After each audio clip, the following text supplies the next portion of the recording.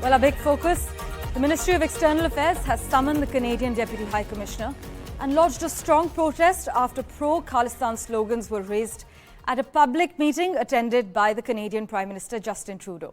Now, at this event attended by Mr. Trudeau, he was heard saying that the Canadian government will support the right to religion of the Sikh community in his country without discrimination. The Government of India's deep concern and strong protest was conveyed at such disturbing actions being allowed to continue unchecked at the event. This is what the MEA has said, adding that this illustrates once again the political space that has been given in Canada to separatism, extremism and violence. Maha Siddiqui is in Vancouver. She joins us with further details. After a brief period of quiet between India and Canada, the issue of Khalistan has once again resurfaced in the public discourse between the two countries. The Ministry of External Affairs summoned the Canadian Deputy High Commissioner to lodge a protest over the raising of pro-Khalistan slogans in the presence of Prime Minister Justin Trudeau at a Khalsa Day event in Toronto. The Ministry of External Affairs said that it was concerned over such moves going unchecked and that it provided evidence once again to the kind of political space that is being provided to violence, extremism and separatism. Last year at a parade in Canada, a float depicting Indira Gandhi's assassination was also included. Now, the issue of Khalistan has been a sore point, a point of friction between the Trudeau government and the Modi government for over 6 years now. India says that Canada has not done enough to clamp down on Khalistani extremists. In fact, it believes that because there is a sizable number of Sikh population in some ridings or constituencies in Canada and that it is of political importance to the Trudeau government and Trudeau's party, therefore it doesn't act against the extremism. On the other hand, the Canadian side believes that there are two sets of Khalistanis, one which are the activists and who they believe have the right to express their views. On the other side, there are those who are extremists against whom they are willing to take action while they keep an eye on the activists, that is the Khalistani activists. But India believes that not much has been done in this context. Also because there have been slogans that have been violent in nature. There have been posters that have been put up that clearly had called for violent acts against some of the Indian diplomats that had created grave friction last year, to which Canada had responded by saying that it will act and provide safety to the Indian diplomats, and such incidents or such posters or threats to diplomats is something that is unacceptable to it.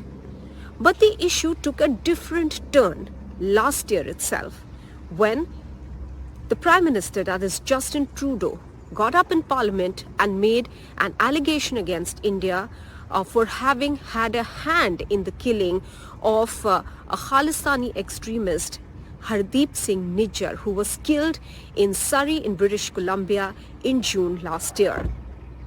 This resulted in a major friction between the two sides, with the Canadian side expelling an Indian diplomat and then in a tit-for-tat, India expelling one diplomat, after which India revoked the diplomatic immunity of 41 other diplomats on the Canadian side who then later returned to Canada. Well, as my colleague Maha Siddiqui is reporting, the MEA in a press release has cautioned that their continued expressions not only impact India-Canada relations, but also encourage a climate of violence and criminality in Canada to the detriment of its own citizens. Now, joining us for further clarity into the matter, former diplomat Prabhu Dayal. Thank you so much, sir, for making time for us.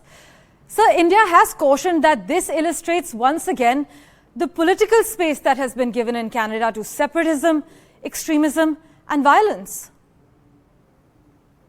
Well, first of all, thanks for having me on your show.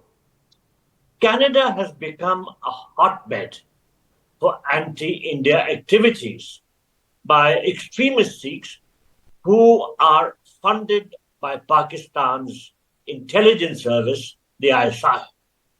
Now, these extremist Sikhs are openly calling for the breakup of India and the creation of Khalistan. They have in the past attacked the Indian High Commission in Ottawa, and they have also put up posters calling for the assassination of Indian diplomats, including the Indian High Commissioner in Canada. Moreover, as we know, these extremists have also issued threats to the Hindu community in Canada. Now, Justin Trudeau's government has allowed all these anti-India activities to be carried out by the Khalistan supporters because he is indulging in vote bank politics. You know, Justin Trudeau heads a minority government. He has 160 seats in the Canadian Parliament, while he needs 170 at least. So he needs outside support. And he has got the support from the anti-India, pro-Khalistan activist Jagmeet Singh Dhaliwal, whose party, the New Democratic Party, has 25 seats. So the actions of the pro-Khalistan elements have started to impact India-Canada relations. And they are also encouraging a climate of violence and criminality in Canada to the detriment of its own citizens. It is in this background that we should see these recent events. Yesterday, India summoned the Canadian Deputy High Commissioner to convey strong objections to the chanting of pro-Khalistan slogans at an event in Toronto, which was attended by Prime Minister Justin Trudeau. Now, the slogan chanting at the gathering was really disturbing, and it showcased the ongoing atmosphere of anti-India separatism, extremism, and violence within Canada's political space. Now, I was listening to the comments of Maha Siddiqui from Canada, and she rightly pointed out that the anti-India activities of the pro-Khalistan activists are going on without checks. And that, for example, on 4th June last year, these radical Sikhs held a parade in Brampton, glorifying the assassination of Indira Gandhi. And the Brampton demonstration had a tableau of Indira Gandhi with blood on her clothes and a poster that read, "Revenge of attack on Sri Darbar Sahib." So all this is greatly damaging India's relations with Canada, as it has to. Indeed, sir. And but you touched upon the crucial aspect of vote bank politics. There isn't any denying the fact that there is vote bank politics that's playing in the fray. But at the same time, it wasn't just Justin Trudeau. After Trudeau gave his address, when we're talking about this specific incident, the opposition Conservative Party leader, Pierre Poilievre, his speech was also preceded by Khalistan Zindabad slogans from the audience. So it's not just Trudeau in a sense. Right. It's the political atmosphere in Canada, right? Well, it is true that the political atmosphere is such that both parties perhaps think that they need the support of the Sikh community, and including the radical Sikhs. The Sikh population, I understand, in Canada is about 2% of the total population, and 2% is a sizable number. But this is impacting the kind of atmosphere which is prevailing in their country, and naturally, in turn, it is impacting India's relations with Canada. Right. Also, sir, in the past, we've seen India has urged Canada to reduce the scale of its diplomatic presence within India. In such a case, is India likely to ask Canada to further downsize its presence here? Well, I think some steps will be taken, but India had asked Canada to downsize its mission for various reasons. Firstly, the size of the Canadian mission was much bigger than the size of the Indian mission in Canada. Then again, we had clear indications that a lot of the diplomats in the Canadian High Commission here in India were indulging in anti-India activities. They were in touch with the pro-Khalistan elements, and they were trying to foster a very negative sort of activity. So it had become necessary to ask Canada to downsize its mission.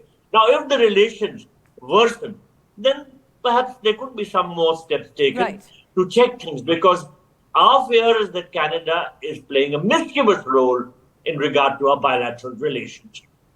Well, India asserts that disturbing actions went unchecked as far as this event is concerned. Thank you so much, Mr. Dayal, for joining us, as always, and making time for us on The World 24/7.